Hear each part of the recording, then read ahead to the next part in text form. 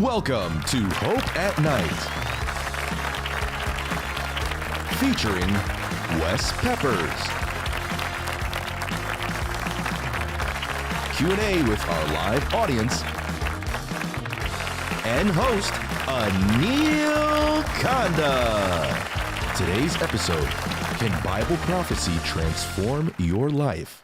And here's your host, Anil Kanda. Did you hear about the man who called his wife on her cell phone to warn her about a crazy driver on the news who was speeding down the highway in the wrong direction? Well, she replied, I know, there's like hundreds of them. I hope that doesn't happen to you or any of us for that matter. But can knowing the future help you figure out whether you're going in the wrong direction? Our first guest today was going nowhere fast as a troubled youth struggling with anger, addiction, and nihilism. But his startling discovery about what the Bible had to say about his future turned his life around dramatically. So what exactly did he find out?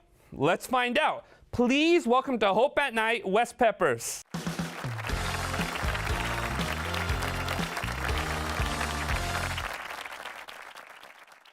Wes, glad you're here. Hey, good to be here, Anil. Thank you. Could you tell us a little bit about your background, your childhood? Sure. You know, I grew up not as a Christian. My family didn't really believe in much of anything. And as a young person at 5 years old, I actually had a very strong tragedy that started in my life. My grandmother was killed in a car accident by a man on Thanksgiving Day who had epilepsy, and he borrowed his friend's car, did not have a driver's license, to go to the liquor store. While he was on his way, he started having a seizure, crashed into my grandparents. So I remember going to the funeral of my grandmother and asking myself the question, if God cares about me as a young person, 5 years old, why did he allow this to happen? So tragedy really started my thinking process about God in my early years. Isn't that interesting? The tragedies we experience, it's a wake-up call. It tends to recalibrate life and our perspective about life. Sure does. Isn't that true? My parents didn't really go to church growing up, so I didn't really have too much exposure. When I got into high school, it just led me to a place where, you know, I just sought every good for myself. And I played high school football. I was on the honor roll. I had, you know, it's kind of like the star of the community. Was on my way to a college football scholarship. I made All-State my junior and senior year. And, well, we have proof of it. Yeah, that's right. Have a number of awards, and so I just, you know, everybody was looking at me. I was going to be the first football player from my high school to actually go play college football. And so by the time I was a senior in high school, I weighed about 260. I was bench pressing 450 pounds. 260? Yes, I weighed 260. How tall are you? About 6 foot, yeah. So I squatted 700 pounds, leg pressed 1,800 pounds. So I was a big boy, big, strong, and fast. I was having a number of universities looking at me to give me a college football scholarship. You know, when I was in ninth grade, I started butting up with some of the older guys, and they led me to start drinking on the weekends. And then before I knew it, I was drinking on the weekdays. And then alcohol actually became a problem for me in the 10th grade. And so I was, you know, drinking regularly, unbeknownst to my mom or my parents. And it was just a real struggle. But my football coach actually caught on, and he came and sat me down. And he said, look, you have an opportunity here to do something that no one else has ever done from our school. And he said, you're about to throw it all away. So it kind of jolted me a little bit, and I really put my efforts into playing football and my grades. And so that's kind of how things were taken off for me in high school. So what were the turning points then in your experience with all of this? Yeah, well, two things in high school really kind of, I didn't know it at the time, but they started me in a direction towards God. One was my senior year in high school, I actually tore my knee out. The fourth game of the season, my football coach told me before that game that the college I wanted to attend was coming to look at me, and if I did well, they were going to give me a full scholarship. I was having one of the best games of my year, but it was raining really hard, and I was running down the field, and I stepped in a little mud bog, and my foot got stuck and my body kept moving forward, but my leg stayed in the hole, and it just snapped. My football coach was probably 10 yards away from me, and he said he heard it snap. Oh. So that... I feel like I could still hear it snap in my mind. If I move it a certain way, it'll still snap today. But so I laid there on the ground thinking to myself as I looked up, man, this is it. I went to University of Alabama in Birmingham, one of the better sports medicine schools, and I remember getting the scan, sitting in the waiting room for the doctor to come in, and I prayed this prayer, a half-hearted, may even say half-witted prayer. I said, God, if you care about me, if you love me, if you want what's best for me, please let me continue to play football. And maybe I wasn't praying to the God of heaven, but to the God of football. But as soon as I prayed that prayer, the door handle turned, in walks the doctor, and he says, I'm sorry, you've torn your ACL, you're going to have major surgery, your season is over. And so in my mind at that stage of my life, I thought to myself, God either must not exist or he doesn't care about me. Mm. So that was the first major thing that impacted me as a young person. The second thing was that my parents actually ended up getting divorced. And my dad exited the marriage pursuing another person, or people I should say, and my mom was really struggling with that. We had some of the worst chaos in my high school years. We had these women would send people to our house, beating on the doors at 3 o'clock in the morning, firing guns into the air, cutting off our utilities and other kind of things. And my mom would, go out all day and all night looking for my dad. There was one particular time that she had a pistol, and we were sitting there, me and her and my dad and his girlfriend, and my dad said to her, I don't love you anymore. I want to be free from you. Mm. And she reached into her purse to pull that pistol out, and I had to grab her hand and prevent her from killing him. And so these are just a few examples of the many things that we struggled with. Well, one particular day I came home and I actually found my mom laying on the couch. And when I spoke with her, her speech was slurred. So I called my dad. He came over and he spoke with her and said, oh, she's sick. I'm going to go get some medicine. I'll be right back. Well, he left and didn't come back. And so finally, I called my grandparents. He wasn't answering. His phone was off. They said, call an ambulance. They came, picked her up, took her to the hospital, found out that she had taken 25 sleeping pills. Mm. She tried to go to sleep and never wake up. I confronted my dad about it later because my mom told me that she had told him, and he admitted that he left her there. So he actually left her there to die because he wanted her out of his life. And so I basically became so angry and bitter with my dad that I said, I never want to speak to you again. And when you die, I'll come to your funeral so that I can spit upon your grave. That's what I told my dad. I didn't see him for the next 3 years until I actually became a Christian. Speaking of that, you said you became a Christian. Yes. How did you end up becoming a Bible-believing Christian? Sure. From that point, at that point in time, my heart grew even colder towards God and Christianity. As I was in college, I had this particular class. It was a literature class, and there were some letters in that book between Thomas Jefferson and Thomas Paine. Now, Thomas Paine was not known for his faith in God, right? So he's writing all the reasons why he didn't believe in the Bible or Christ or God. The arguments he made seemed very convincing to me at the time. So I put that together, plus I was getting a bachelor's in science at that point, so I was studying evolution and all those theories, plus my own personal experience, and that led me to the place where I just said to myself, there can't possibly be a God. So I declared myself an atheist. So it wasn't just, oh, I'm not interested. I actually developed a hatred for anybody that claimed to be Christian. There used to be college students that would come to me and say, try to tell me about Jesus, and I'd send them away in tears. I mean, I was a real jerk about it. And so the more that I dove into this, it seemed like the more depressed I got. I started drinking alcohol again. In fact, there were times when I would drink an entire case of beer every day, and just got darker and darker, very depressed. I became addicted to video games, pornography, tobacco, alcohol. There was a time I played a video game for 3 days and 2 nights without sleeping. So I was just in a mess of a way. I said, if this is what life is all about, why not just kill myself? So I contemplated suicide. I just saw no path of light, no path of hope. Isn't that interesting? Yeah. Sometimes, I heard somebody put it this way. They said, before you get on the train of ideas, make sure you know the destination of that train. That's right. You don't see that perspective when you're on that course. And the reality was that I had, even in high school, I had everything that people say you need to be happy and successful.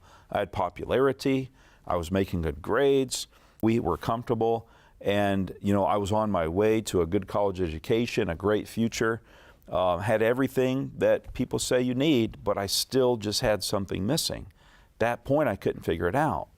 So the only reason that I didn't commit suicide on the day I started thinking of it is because I wanted to do it in a way that my family felt guilty and responsible for the rest of their life. I mean, I had gotten pretty dark because I was bitter. I was bitter that my dad left. I was bitter that my mom fell apart and wasn't there for my sister and I. I was bitter that, I was just on my own with no direction in life. And so as I was thinking about how I could commit suicide to make them responsible, a thought started coming to my mind. It wasn't a voice, it was just a thought that I couldn't get rid of. And the thought was, why don't you study the Bible? First time I thought that, I thought, why would I even think that? I don't believe in the Bible, it's fairy tales, it's nonsense. But the more I tried to put it out of my head, the stronger it grew. So after a couple of weeks, it was almost unbearable. I was like, man, I don't know what to do here. So I said, I know what I'll do. I'll study the Bible to prove it false. And then I'll prove there's no God, there's no reason for life, there's no purpose to life. You gave it a shot. Give it a shot, and I'll prove it's wrong, and then I'll commit suicide. Well, at the same time, my uncle, who was the only Christian in my family, gave me this set of Bible studies. And he just said, I just feel really impressed to give these to you. So he gave those to me, and I found an old Bible that my grandma had given me. I would have thrown it away, except, you just don't throw stuff away grandma gives you. So here I am opening this Bible, and things start to make sense for the first time in my life. So as you were studying the Bible, this was the first time you experienced clarity? Clarity. And, I started studying the prophecies of Daniel and Revelation. And what I realized was that everything you could see kind of happening in the world around you, politically, naturally, etc., was really predicted thousands of years before. Not in a vague sense, but in a very clear, specific sense. And as I studied that, my mind was blown to see that God revealed world history through the prophecies of the Bible more than 2,500 years in advance from when they happened. But why would that make a difference? Because I thought the Bible was false. I was a very hardcore skeptic. I said, I need evidence, I need proof, and this was giving me the proof that I needed. And the evidence that, hey, the Bible is not just a trustworthy book, but it's actually the most trustworthy book that we have in history. And I started researching the history that it revealed. It was perfectly accurate. I started looking at biblical archaeology and seeing that there's all kinds of evidences there for the validity of Scripture. And I just couldn't believe what I was finding. In fact, I was at a state university. I had severely atheistic professors. I went and shared with them what I was finding, and they just looked at me blankly, and I could see like the color drain from their face. I said, look, I'm convinced that this has to be true. And they couldn't give me an answer. And so I finally, as I continued to study, saw how God, just predicted these things thousands of years before. I realized that I had a choice to make. Either the Bible was true or it's not true. And I came to that place where I said, it has to be true. Wes, you were an atheist who was experiencing a lot, but you were open to the Bible. You were open to reading it. What would you say to the atheist that says, oh, I already know about the Bible? Yeah. You know, I would say what I thought my knowledge was a surface understanding. You know, I hear atheists all the time make fun, oh, a snake talked to Eve in the garden. How ridiculous. Well, when you study what's behind that, what's underneath the surface, it begins to make perfect sense. And the Bible, I believe, is one of the only books, or the only book that really addresses the deeper issues of life, where we came from, what our purpose is, and it answers those deeper questions. But not just, you know, philosophically, but it has the hardcore evidence through prophecy that everything we see happening in the world today, the direction the world's going, the craziness we see in the world, the chaos we see, it was all predicted ahead of time. And so the book knows what it's talking about. And it's the only book that can speak to the world issues we see now. If you're considering it, give it a chance. Don't just read the surface, but find some Bible studies that speak to these specific things. And I can tell you what I found. I found hope, I found peace, I found forgiveness, I found joy. And you know, sometimes people say, well, what if I am going to accept God or whatever? What does that mean for me? It means good things for you. It means great things for you. In fact, it means the very best for you. And the best is yet to come in your life when you give that book an opportunity. But I had only made the decision to accept the Bible as true. Then I began to read the Gospels, and I began to see the life of Christ and who He was. And that really made a difference for me. I saw His life and mine, and I knew that I needed a Savior. I knew that my life was such that I could not atone for it, and I needed that in my life as well. And I thought, how could there be hope for me? But there was a passage, John chapter 6, verse 37, 38, where Jesus Himself said, all who come to me, I will receive you and I will not cast you away. And that changed my life. I realized that God is not just the God that reveals kingdoms down through time, but He's a God that cares about each of us individually, and He has a plan for our life as well. This perspective of God you're sharing, which was much different than the one I grew up with, which was a God who was, you know, holding up the universe, but very distant from humanity. There was no personal connection or experience there. Wes, I got to ask you in closing, what do you do now? Yeah, now I work for a ministry called It Is Written, and we produce a lot of television programs. We do humanitarian work around the world, so I get to travel to a lot of different countries and provide help for people that need it. We do medical clinics. We do sometimes digging wells for villages. We just do a whole host of awesome stuff. We also produce programs on the Bible and on health and just a lot of variety of things. So that's what I do. I take a lot of people on mission trips where they can experience those things, and it's just a great time, man. I just really enjoy and love what I'm doing. That's beautiful, just seeing the journey from someone who came from the midst of tragedy. Lots of pain with your family, it's very apparent. And just seeing how your own thoughts just were inward focused with this atheism, this darkness, and how the light of God shone into your experience. It was really a miracle. Wes, I know we have much more to talk about, and I'm excited. We've been talking with Wes Peppers about his journey from doubt and despair to faith and hope through an understanding of Bible prophecy. When we get back, we'll be taking a closer look at some of these prophecies found in the Bible. Don't go away.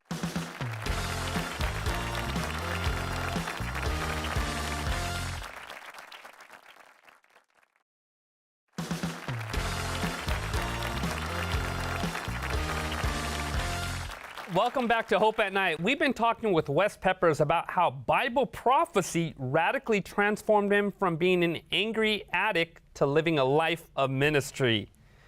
Wes, you talked about Bible prophecy and how instrumental it was in changing your life and your experience and the trajectory of your life. When it comes to the Bible, why is it important to study out books like Daniel and Revelation? Why is that so relevant?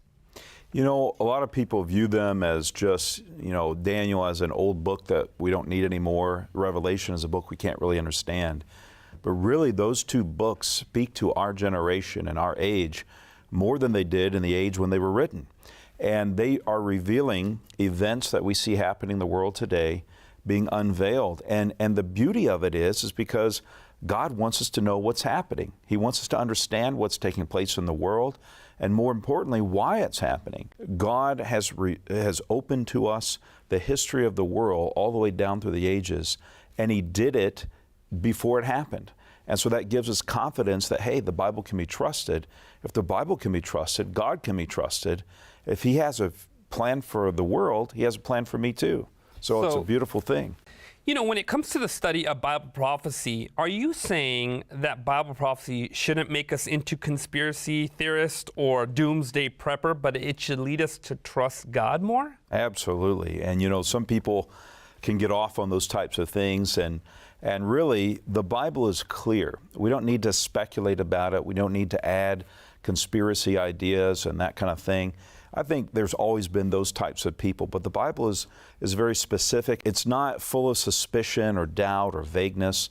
It's full of clarity, confidence, and leads us to trust it for sure. Now, when it comes to the book of Daniel, what are some prophecies we should understand? Yeah, one of the ones that struck me first was Daniel chapter 2, which gives a vision or a dream to an ancient king, Nebuchadnezzar, about a statue. And the statue is made of different metals, and it looks something like that right there. And the head of gold, the chest and arms of silver, belly and thighs of bronze, legs of iron, and then feet of iron, but also mixed with clay. And a lot of people say, well, that seems odd or strange until you really understand what it starts to mean. And so the king receives the dream. He then appeals to Daniel to tell him what it means.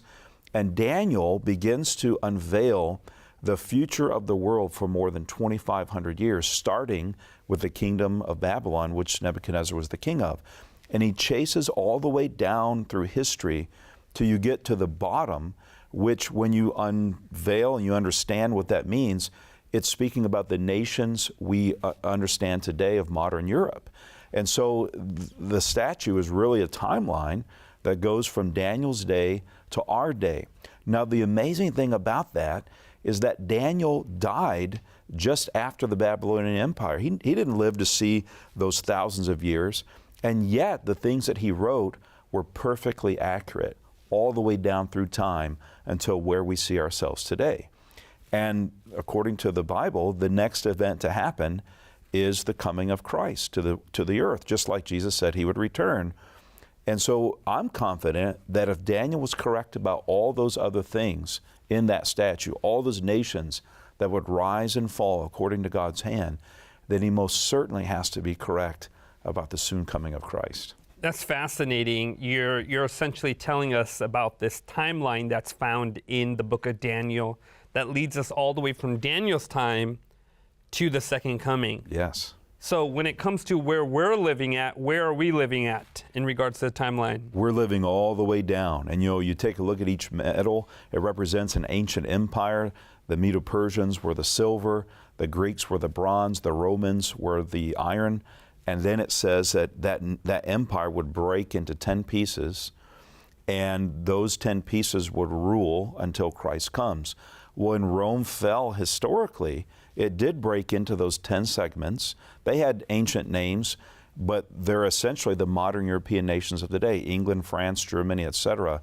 And so we're living in that time, in the feet at the very bottom of the statue, and the next major event to come is that rock. And so when I saw that, I was like, man, there's no way that any person could portray that or reveal that or foretell that thousands of years in advance with perfect accuracy. There must be a God that's behind that, giving him that understanding. And I believe that with all my heart. Now, are there other prophecies in the book of Daniel that stress this more? Yeah, absolutely. Daniel chapter 7 and 8, Daniel chapter 11, all repeat this prophecy, but they give more detail, repeats it in a different way, gives different representations, and then it expands on it and gives even more detail. What are some of those details? So he starts with the Medo-Persian Empire, and he talks about a new animal that would rise, a lion, a bear, a leopard, and then he calls it a dreadful beast. And so this bear. Do you have some animals here? Yeah. We have some props here that display. Now, I would guess that what Daniel saw might not be so sweet and innocent as these. It might have been a little more lifelike and ferocious. But, God spoke through symbols in the prophecies. If you're going to read Daniel and Revelation, you're just going to read it at face value, it's going to be hard to understand. The book of Revelation, 2/3 of that is direct quotes from the Old Testament. So you really have to let the Bible interpret itself.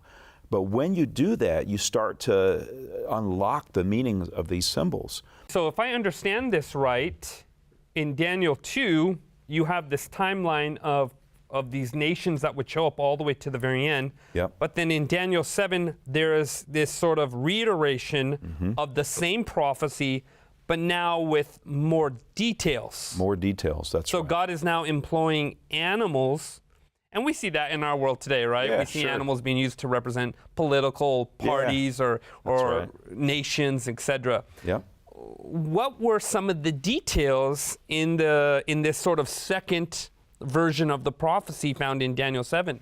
Yeah, so when you start with the lion, it says he has eagle's wings on it. And then it gives a description of it, and he says it would be made to stand up and have with 2 feet like a man and a heart given to it. Well, when you do the study, you find that lion represents Babylon, which was the kingdom that King Nebuchadnezzar ruled. And in another chapter in Daniel, King Nebuchadnezzar has an experience that passage describes. He kind of loses his mind for a number of years, and he's out there kind of doing some crazy things, and then he recognizes his pride, and God he humbles his heart, and God restores him into his original kingship. And so that's the description given of the lion. Now, what's fascinating, Anil, and I'm sure you've seen this, is that there are archaeological pieces still today. I've seen it in the British Museum in London, where there's a section of Nebuchadnezzar's wall, and he had printed all across those walls a lion with eagle's wings. And so that description in the Bible is actually confirmed in archaeology as a symbol of the Babylonian Empire. That to me was mind-blowing. It's like, look, here's the concrete evidence, and I've seen it with my own eyes. You go then to the bear, which is a symbol of Medo-Persia, that overtook Babylon after they fell. It has 3 ribs in its mouth. The Bible gives that description. And those are the 3 nations that Medo-Persia conquered in order to become powerful. It has a hump that's raised on one side because it was a dual ruling kingdom. And it was the Medes and the Persians ruling kind of side by side. And you said there was 3 ribs in its mouth? That's right. And there were 3 nations were in opposition to the Medes and Persians, and then what happened to them? It was 3 nations that they needed to conquer. It was Babylon, Egypt, and Lydia. And so they conquered all 3 of those. And even in Daniel chapter 8, it gives another description. It even tells the direction that they would come. And when you trace it back through history, you find that history played out exactly the way the Bible described. So the Medes and the Persians became the then ruling superpower of the world. That's right. But then what happened next? So next, there's another beast that rises up. It's a leopard with 4 heads and 4 wings on its back. Now, when you think of a leopard, you naturally think of speed. And then if the lion had 2 wings, the leopard has 4 wings. So this is a really fast moving thing that's happening. So Daniel in chapter 8 actually names the beast as the kingdom of Greece.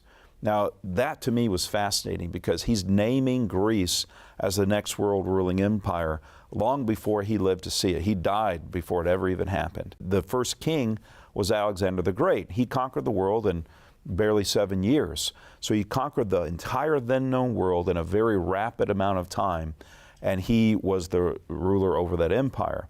When he died, the Bible goes on to say that in Daniel 8, it describes him as a horn. It says, when that horn was broken or he died, 4 would rise up in his place, but not with the same power. Hence the four-headed leopard. The four-headed leopard as well from Daniel 7. So what happened historically is when Alexander died, they asked him on his deathbed, who's going to rule after you? Because he had no son. And his answer was, whoever's the strongest, whoever's the greatest. So his 4 generals that were with him in the rulership, they actually rose up and carved the empire into 4 different sections, and they each ruled a section. So this is history. If I go to a history book, this is going to be there. 100%. I mean, I was blown away because at the same time that I was starting to learn these things from the Bible, I had, as a freshman in college, a History 101 class, which was world history. And I'm sitting there in my secular world history class, hearing the same things being taught that I've researched from the Bible and Bible history.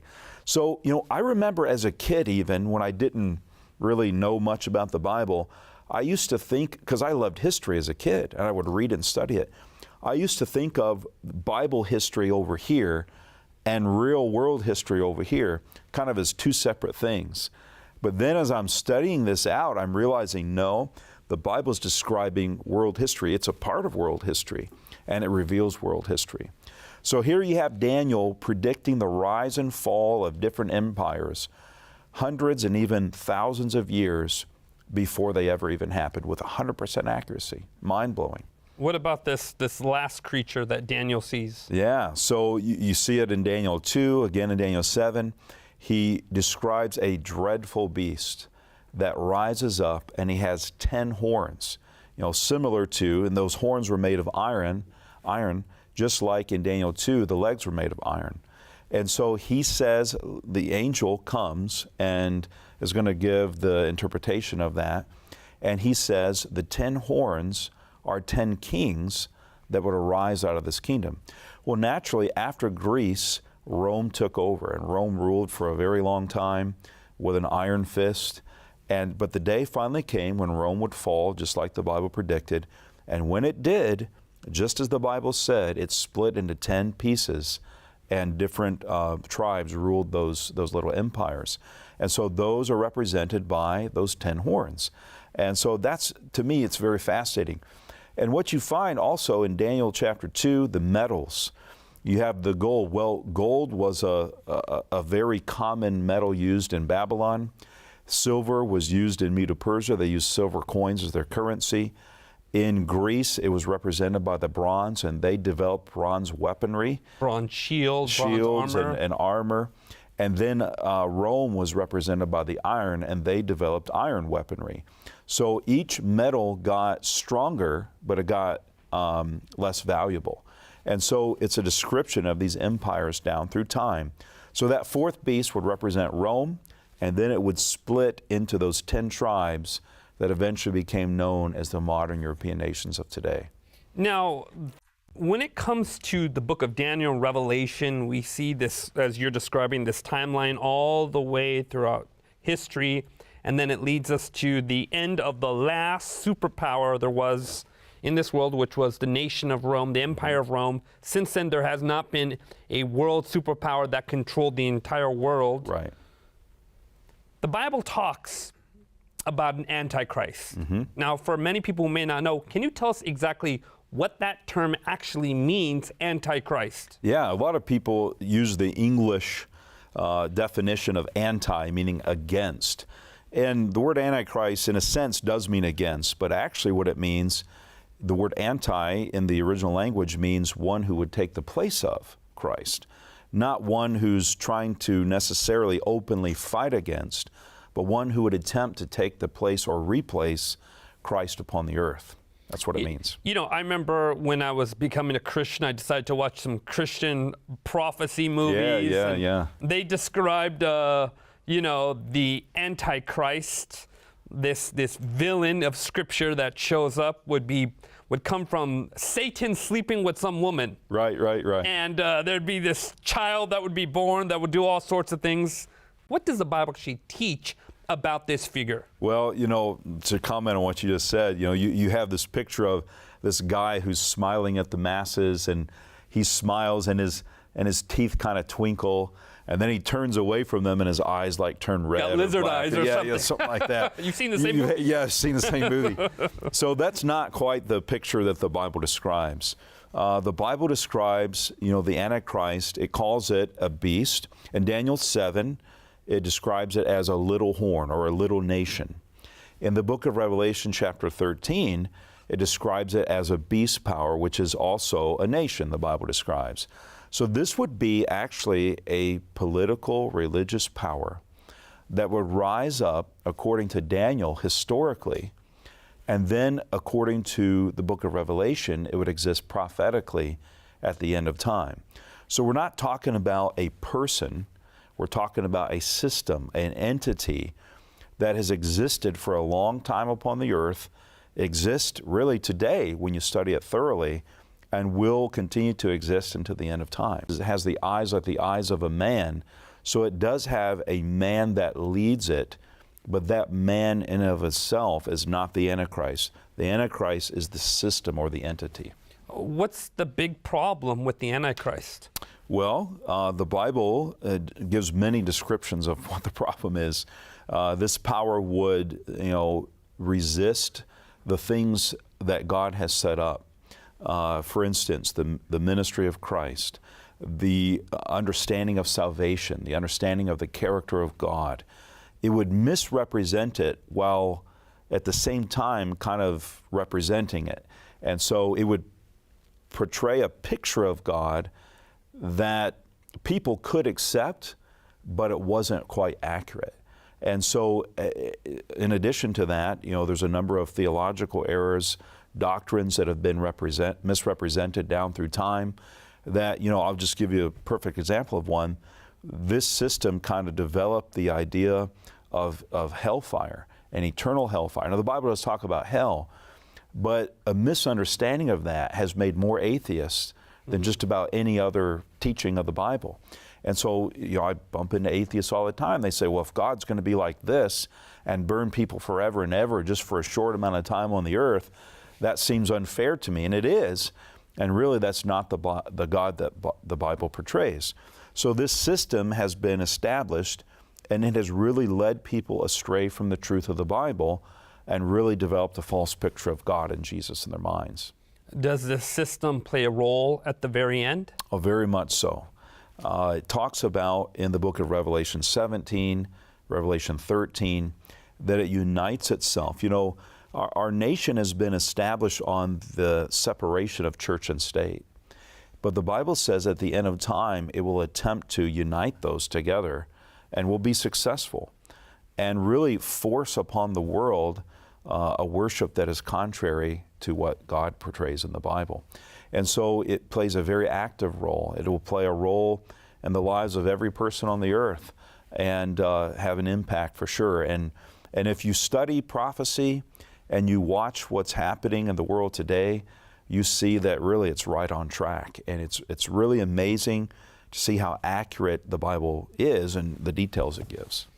Wes, you've described this Antichrist power being this kind of religious power. You've described it as starting off small but then grows. You've described it as being something that introduces error. Mm-hmm. You've described it as something that looks like biblical Christianity but isn't. You've also described it playing an end-time role in regards to a conflict over worship. Who is this? Who is it? What is this? Well, I could tell you right now, and probably half of our audience may have already figured that out. The Bible gives very specific points. In Daniel chapter 7, there's about 10 different points. In Revelation 13, there's a number of points given again that are really repeated. When you study those and you see them played out in history, it becomes very clear that there's only one power on the earth that could fulfill that. And I'd love to tell our watchers this, but I think they ought to try to study that for themselves. Okay, I got one more question for you, Wes, and that is this. If somebody is starting to study out Bible prophecy, they want to study out the Bible, how should they begin? Just by reading the books of Daniel and Revelation. And I almost guarantee you, you're not going to really understand what's going on there. Following that, there's a number of resources that can help you. I had a set of Bible study lessons that really kind of pinpoint and guide the way. And you know, it's not man-made things that are pointing you man's way. It lets the Bible speak for itself, and it points you to the places where the Bible will unlock the symbols. People can go back to the scriptures. You can go and read back it for to the themselves. Bible. It's a Bible study. And that was most helpful to me. And I know that I think you have some available for people. God has given us that map all the way through time because He doesn't want His people to be ignorant. He doesn't want us to be left in the dark. He wants us to have the light, to have the truth, and to know that He's a God who cares. You know, many of the historic events that people have seen throughout history, you know, the French Revolution being one where modern atheism was born, all that was revealed in the Bible, in the book of Revelation. And nothing has caught God by surprise. Atheism didn't catch God by surprise. There's actually a prophecy in the book of Revelation, chapter 11, that reveals the birth of modern atheism and the events that led up to that. And so in a very clear way, God spells these things out. And so if we look to God, if we give God a chance, if we let the Bible speak to our hearts, we'll find answers. I found answers, and look, I don't know that there probably was a more skeptical person than myself, but I found the answers, and you can too. That's beautiful and that's exciting. We've been talking about prophecies in the Bible with Wes Peppers. When we get back, we're going to our live audience to take their questions, so don't go anywhere.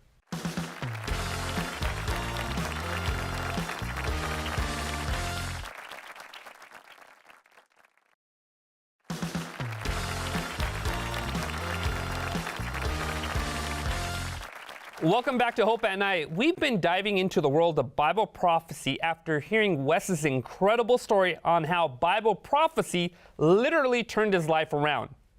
Does anyone have any question for Wes today? Right over there. What can you advise to the people who read the Bible, but it doesn't speak to them? I would say there's been times in my own life, even as a Christian, when I've read the Bible and I'm like, man, I'm just not feeling it today. I'm just not, connecting. And I would say, number one, pray. You always want to pray and ask God to speak something that's meaningful to you. Number two, sometimes, I realize that I'm distracted. And so there may be things happening in my life that I just need to stop, take a deep breath, and get those things out of my head. Sometimes I just need to say, you know what? I'm going to leave this area here and go over here to another place. So I'll pray about what area should I go to. And, the Bible is amazing because you could read the same passage today as you do tomorrow. But today you have some kind of experience in your life, and that passage is going to speak differently to you tomorrow. I always kind of compare it to working out. When you work out, if you've never worked out in your life and you start working out, the first time you do it, you're going to be sore, you're going to be struggling, you're going to be tired, and you're going to think, do I really want to keep doing this? But the more you do it, the more muscle you build. The more that you read the Bible, the clearer it becomes. You gain more spiritual insight. You start thinking more spiritually. God starts speaking to your heart. So my biggest thing would be keep at it. Pray. Ask God to help you open it up. And just don't give up. Don't give up. Write down things that are meaningful to you. Revisit those things from time to time. And I promise you, God will begin speaking to you very clearly. That's practical. Any other questions? How was it for you to forgive your dad, and how has God helped you on your path to forgiveness? When I first had that argument with my dad and told him I didn't want to see him ever again, I struggled with that for a long time. I was bitter, I was angry. But as I began to study the Bible and I began to see the love of God and how God had forgiven me so many times for so many things, I realized I needed to forgive my dad. So I went to him and I said, Dad, I want you to know that God has made a huge change in my life. My heart is softer than it used to be. And I want you to know that I forgive you for the things that you've done to our family. That wasn't easy. It was a struggle because there was a lot of pain going on in my heart. And that pain had been started to heal, really, but it wasn't gone. It wasn't driven by a feeling. It wasn't some emotion where I felt these warm fuzzies for my dad, but it was a conscious choice I had to make. I said, if God can forgive me, because there's nothing worse that my dad did to me or anyone did to me than what I had done to God. And so I said, if God can forgive me, I can choose to forgive him. And so when that happened, I felt like God just kind of put a thought in my mind, kind of nudged me a little bit. And I said, Dad, not only do I forgive you, but I want to ask you to forgive me. And that was a huge step to our healing. For the first time in my life, I saw my dad cry. But that healing began to take place. We have a good relationship today. And my dad is not a Christian yet. He's making steps. And I'm thankful for that. I'm praying for him. You guys can pray for him as well. It's beautiful. Any other questions? The printing press was invented around 1440 AD. Prior to then, the Bible was passed down through oral tradition and written and rewritten countless times. Is it possible that these prophecies were added later on? And is it possible that what we are seeing unfold today is the result of self-fulfilling prophecies? There's evidence, there is ancient manuscripts that have been discovered that, validify that the writing was written when it was claimed to have been written. And, when they were translating the Bible, when they were copying it, people think that it was done carelessly, but great and deep care was taken as they did that. There were usually multiple people that were doing either the translating or the copying, and they would check it and recheck it. And if it had any error, even the slightest error, like for instance, if they just didn't cross the T or dot the I, they shredded it and they started over until it was absolutely perfect. So the claims today that many people make, it's been mistranslated or been whatever, those claims are really laid in the dust. And when you look at the number of manuscripts we have from ancient times and so forth, when you do the comparison and the test of historicity, you find that the Bible is not simply one of the most accurate books of history, it's actually the most accurate book from history. It's amazing to me that the claims are made that these prophecies had to have been written after the fact because they're so clear and so accurate. When you start digging into that ancient history, it's more compelling than you even think it might be. Any other questions? You described the Antichrist as a system and an entity rather than just one person. So do you believe that this system is alive in today's society? And if so, what is it? Yeah, 100%. It's existing right now. And if I were to say it, everybody would know it. The amazing points that it makes it really undeniable. It's a system that would arise in ancient times. It was a religious power, but it also was heavily involved in the nations of the world. It's led by one person. It claims to have the authority to even change God's laws. It would persecute the people of God throughout history. It would rule for a very specific amount of time that the Bible describes. There's a number of things that the Bible speaks of to describe this power. Now, I know everybody wants me to reveal it here, but I want to encourage you to study it for yourself. And it's not that I'm afraid to or that I don't have the answer. I know what the answer is, but it can be a bit sensitive for people. So we want people to find it out for themselves. We have some study guides that can help you with that. When you look at the clarifying points, there have been very few people that weren't able to name it right away. So it's very obvious and clear, so I'll leave it at that. Wes, what you're doing by also not just telling us the answer here is you're telling us to find our answers from the scriptures. That's it. Which I think is really important because the fact that there are so many theories regarding the Antichrist is because people aren't looking at actually what the text is saying verbatim about this issue. That's right. It amazes me how many people will read books about the Bible and not actually read the Bible itself. And so we want you to dig deep. And if you study it, you look at it, you'll find the answer very clearly. Tremendous. Awesome. Any other questions? Are there any theories about when the second coming of Christ will be, and could it happen in our lifetime? There's lots of theories. People have been setting dates for hundreds of years. And the truth is, you know, some people ask, how do we know that we're any closer now than we were when the Roman Empire fell? Well, there's a chapter, Matthew chapter 24, where Jesus gives a lot of compelling signs. He talks about natural disasters, wars and rumors of wars, and all kinds of things that would increase both in intensity and in frequency just before the return of Christ. And he says, when you see these things happen, know that it's near, even at the door. But Jesus himself actually said, no man knows the day or the hour. So we don't know exactly when Jesus is going to come. There's no evidence for a specific time, but we can know the season. And when you look at those prophecies, look at those events, we can tell very clearly that we're in the season. So could it happen in our lifetime? I very much believe it could. Will it? I don't know for sure.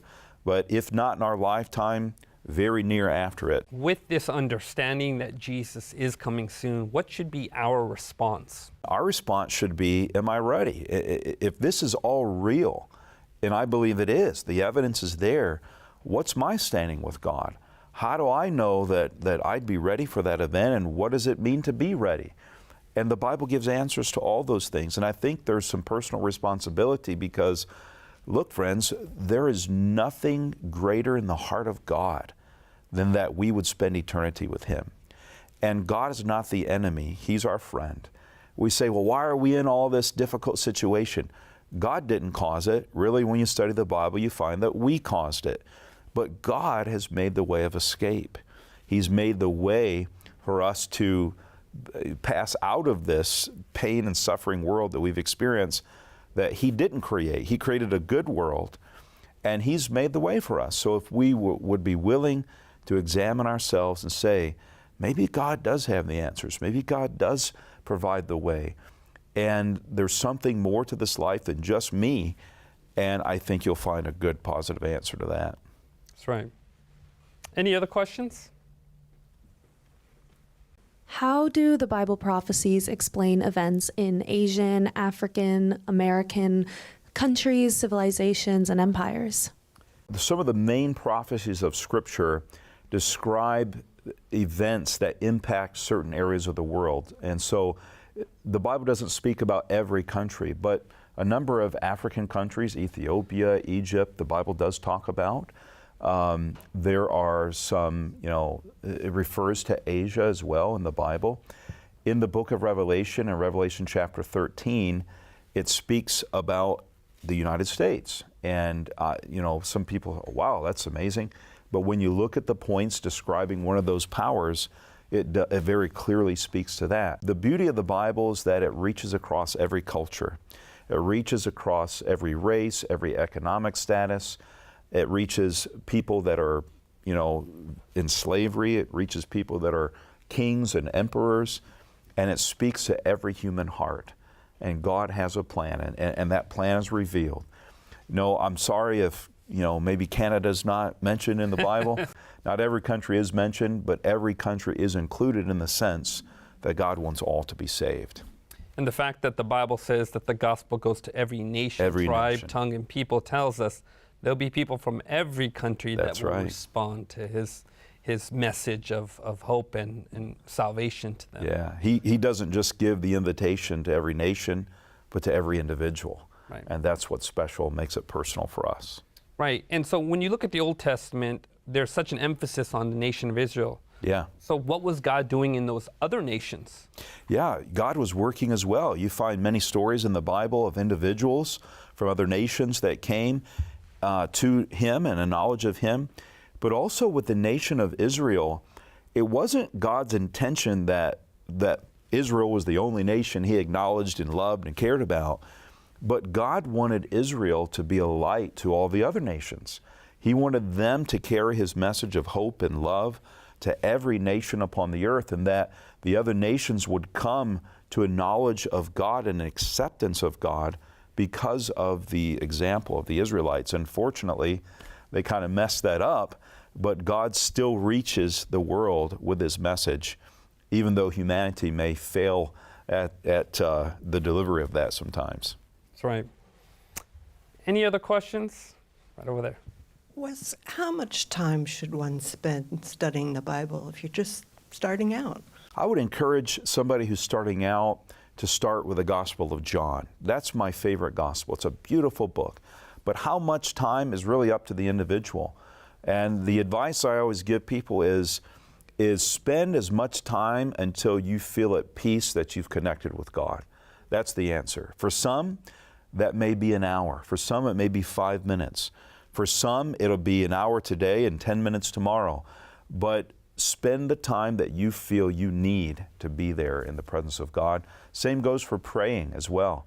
You know, you don't, it's just, there's no real formula.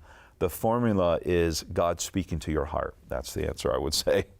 Wes, thank you so much for taking us through this journey of the Bible and Bible prophecy. It's been enlightening and exciting. Yes. There's a whole lot more to learn, so be sure to check out our free resource site at hope.study/hopeatnight for specific Bible study guides on prophecies. Why not take the time to prayerfully open your Bible and allow God to reveal His truth to you? You won't regret it. As we've discovered, Bible prophecy isn't just about foretelling the future, it's about transforming lives today. Through prophecies in the Bible, God has given us a roadmap to understanding God's plan for our world and our place in it. Even when the world around us seems chaotic, Bible prophecies give us confidence that God is in control. And knowing that definitely can give you hope at night. Take care, and we'll see you